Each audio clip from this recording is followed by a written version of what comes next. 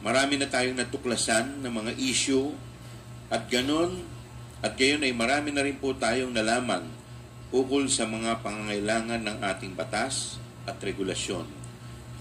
Malayo na ang narating natin, ngunit alam pa rin natin na marami pa tayong kailangang busisiin. Isa sa mga pangunahing tungkulin ng Kongreso ay ang bumuo ng mga batas na tunay na maglilingkod sa ating bayan. Ang ating layunin ay hindi lamang lumikha ng mga batas, kundi bumuo ng mga batas na tunay na sumasailalim sa pangangailangan at hangarin ng bawat Pilipino. Sa bawat hearing tayo ay naglalakbay sa mga sulok ng ating mga batas, nagiging mata at tenga ng ating mga kababayan. Dito natin natutuklasan ang mga kakulangan ng ating batas. Mga puwang na bilang mga kongresista ay dapat nating sikapin na punan upang mas mapabuti ang ating sistema at ang kalagayan ng ating bansa. Bago ako magpatuloy, nais kong ipahayag ang taus-pusong pasasalamat sa lahat ng ating mga resource persons. Ang inyong dedikasyon ay nagbibigay liwanag sa madilim na landas ng katiwalian. Alam namin kung gaano kahirap ang inyong pagdalo sa mahabang pagdinig. Ang inyong presensya at pagsagot sa mga katanungan ng komite ay hindi matutumbasan. Aasahan po namin ang inyong patuloy na suporta at pasensya sa mga susunod na pagdinig ng komite. Nagsimula ang lahat na ito sa isang speech at isang request for investigation.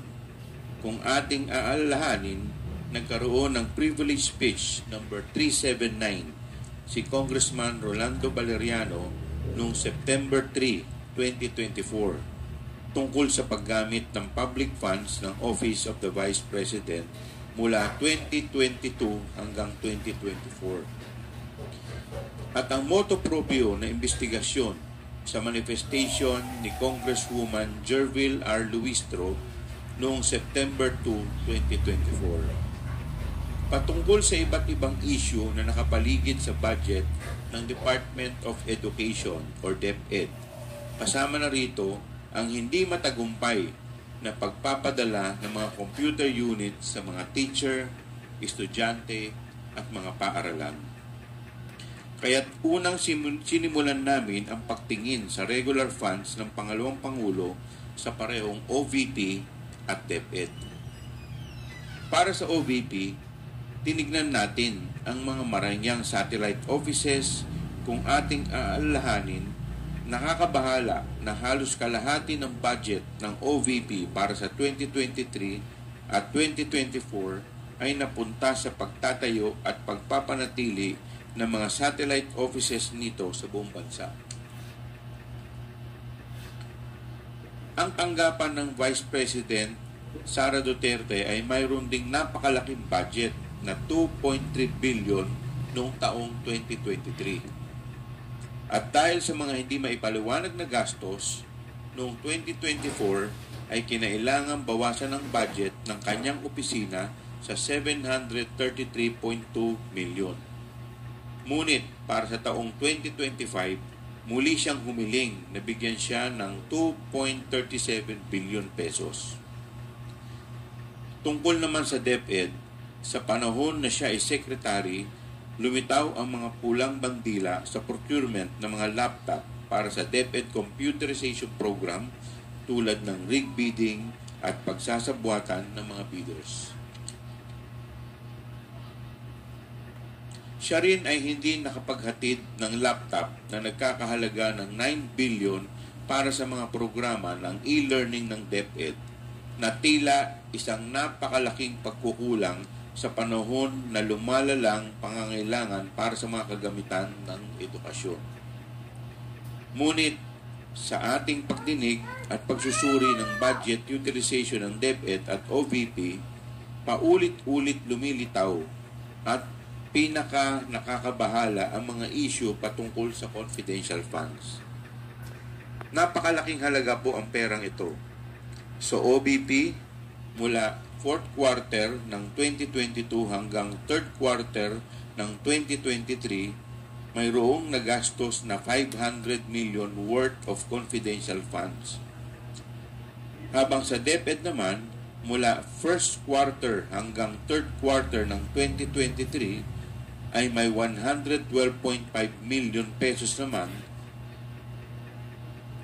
Suma total ay may 612.5 million pesos, higit kalahating bilyon ang hinawakang confidential funds ng ating Vice Presidente. Natural bilang mga mambabatas na may mandatong masiguro na nagagamit ng wasto ang pera ng taong bayan, paulit-ulit rin naming naitatanong, saan napunta ang confidential funds? Sa ating pagsusuri, lumitaw ang mga sumusunod na kakulangan o gaps sa ating batas. Number 1, ang halaga ng Fidelity Bond para sa Special Disbursing Officers or SDO ay napakababa kumpara sa pondo na kanilang hawak. Tulad ni SDO Gina Acosta na may approved amount of bond na 8 million pesos, pero ang kanyang amount of accountability ay 500 million pesos. Si SDO Edward Fajarda naman ay may approved amount of bond na 4 million pesos, pero ang kanyang amount of accountability ay 50 million pesos. Pagpapatibay ng mga patakaran ng COA tungkol sa budget at mga technical resources. Pangatlo, pinaka nakakabahala rin ay tila walang maayos na sistema o paraan upang masiguro o ma-check o audit ng COA na nasa wasto ang paggasta ng mga confidential funds. At ikaapat, malinaw na mga alituntunin sa mga detalye na dapat isama sa physical and financial plan na dapat ding suriin ng mga ahensya ng pambansang gobyerno at hindi lamang sa Department of Budget and Management. Gayon din, ang kinakailangan ng pagsusumiti ng mas detalyadong ulat under oath ng mga accomplishment and liquidation reports kasabay na ang mga ebidensya ng accomplishment na ito. Sa terminong confidential ay tila ginagamit bilang isang panakip upang itago ang katotohanan mula sa atin. Para sa kaalaman ng lahat, ang confidential funds ay hindi discretionary allowance o funds ng isang ahensya. Hindi siya secret funds. Siguro po, panahon na upang harapin natin ang katotohanan na hindi lahat ng mga nahalal o nalalagay sa posisyon sa gobyerno ay pwedeng basta-bastang pagkatiwalaan. Kailangan pa rin ng safeguards pati sa confidential funds, sapagkat hindi maiiwasan na may mga nagtatangkang gamitin ang pagka-confidential nito upang itago ang impormasyon at pag-aabuso sa tiwala ng taong bayan. Ginagamit nila ang salitang confidential upang magbigay sa atin ng peking ilusyon na kahit ito'y lihim, ang mga pondo ay ginastos ng tama. Ngunit bakit kailangan pa itong itago sa mga taong tunay na nagpondo nito? Ang mamamayang Pilipino ay may karapatan malaman kung saan napunta ang kanilang pinaghirapang pera. Para sa akin, kapag nagamit na ang confidential funds para sa kanilang layunin, wala nang dahilan upang hindi maging bukas at maging transparent. Walang mawawala kung sila'y mag-uulat kung paano ginastos ang mga pondo dahil tapos na rin naman na yung confidential operations kung saan ito pinaggamitan. Sa ngayon, naghahanda na po kami ng 2 batas upang masolusyonan ang ilan sa mga pagkukulang na natuklasan natin. Una, an act regulating the allocation and utilization of confidential and intelligence funds imposing penalties for misuse and misappropriation o ang Confidential and Intelligence Funds Act. Pangalawa, an act regulating special disbursing officers and Imposing Penalties for Misappropriation o ang Act Regulating SDOs. Sa Confidential and Intelligence Funds Act, layunin naming tugunan ang tila maluwag na alituntunin batay sa Joint Circular No. 2015-01. Sa mga hearing, nakita natin na pinapayagan ang mga resibo na may pirma lamang at hindi mabasang sulat kamay mula sa mga hindi nakikilalang tao bilang patunay ng liquidation.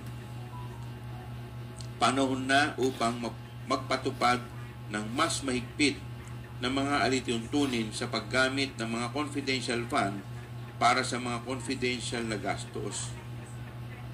Bagamat mahalaga ang mga confidential funds para sa pambansang seguridad, dapat itong balansehin sa tungkulin ng gobyerno na protektahan ang paggamit ng pampublikong pondo at ipatupad ang kinakailangang pagbabago sa batas, kaya taimtim naming hinihiling ang pag-aproba ng panukalang batas na ito.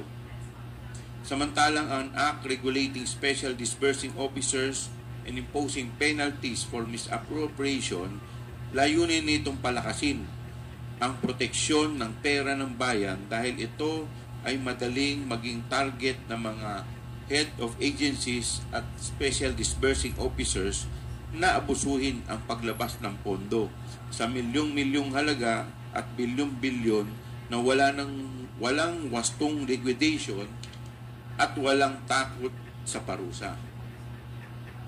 Muli rin naming bibisitahin ang mga patakaran ukol sa fidelity bonds at ang inaprubahang halaga ng bond ng mga HOAs at SDOs dahil nakita naman natin kung gaano kalaki ang pagkakaiba nito na tila nawawala na ang kabuluhan, ang layunin ng pagpapataw ng bond mula sa simula. Bagamat marami pa rin katanungan tungkol sa confidential funds, sapat na ang ating natuklasan para magampanan ang ating mandato na gumawa ng batas para sa ikabubuti ng ating bansa. Ngunit hindi tayo titigil sa ating pag-iimbestiga sapagkat ang confidential fund ay isang bahagi na lamang ng budget ng OVP at ng DepEd. Marami pa tayong kailangang busisiin at suriin upang matukoy kung ano pang aspeto ng paggamit ng pera ng bayan ang kailangang punan ng batas. At para po sa kaalaman ng lahat, ng ating pong request sa PSA or sa Philippine Statistics Authority ukol sa pangalang Mary Grace Piatos ay ating pong na-receive ang kanilang tugon dito nung dated November 25, 2024 at dito sinasabi nila na base sa kanilang record ay walang ipinanganak na Mary Grace Piatos ang pangalan. Alinsunod dito, tayo po ay sumulat upang isumite ang 677 pang pangalan na nakalagay sa acknowledgement receipt ng DepEd kung saan tayo po ay binigyan ng tugon ng Philippine Statistics Office dated December 8, 2024 at dito kanila pong sinasabi na out of 677 individuals, 405 ay walang birth certificate o walang record sa birth certificate o pwede nating sabihin na non-existent.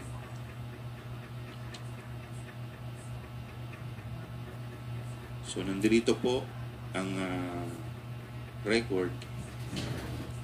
Muli, maraming salamat sa inyong oras at sama-sama tayong magsikap para sa mas mabubuting batas para sa bayan.